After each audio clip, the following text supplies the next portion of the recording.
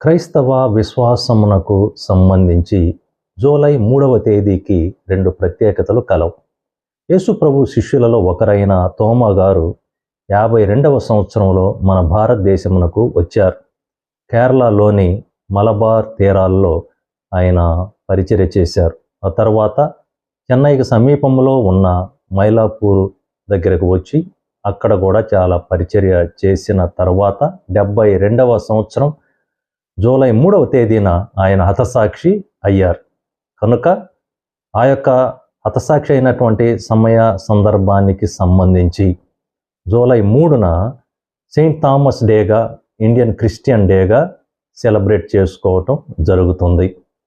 అంతేకాకుండా ప్రకాశం జిల్లాలో ఒంగోలు ప్రాంతంలో గుండ్లకమ్మ అనేటువంటి ఆ యొక్క రివర్ దగ్గర రెవరెండ్ ఎర్రగుంట్ల పేరయ్య గారు ఇతర నాయకులతో కలిసి 2222 మందికి ఒకే రోజున బ్యాప్టిజం ఇవ్వటం జరిగింది.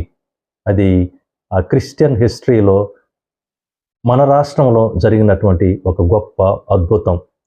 తర్వాత 3 సంవత్సరాల కాలంలో 3532 మందికి విశ్వాసులు పెరగటం జరిగింది.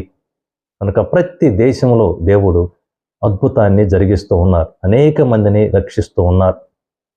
రష్యాలో ప్రస్తుతం 70% ఆర్థడాక్స్ క్రిస్టియానిటీని మనం చూస్తాం. కనుక ప్రభువు అందరికీ కృపను అనుగ్రహిస్తూ ఉన్నారు.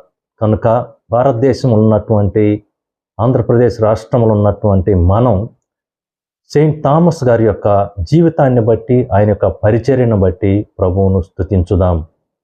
ఎర్రగుంట్ల పేరయ్య గారి యొక్క జీవితాన్ని బట్టి కూడా ప్రభువును స్తుతించుదాం.